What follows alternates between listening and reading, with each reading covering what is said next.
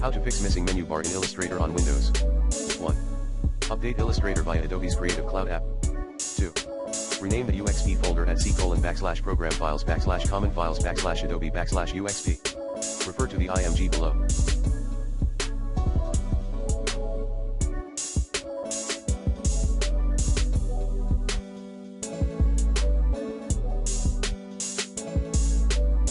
3.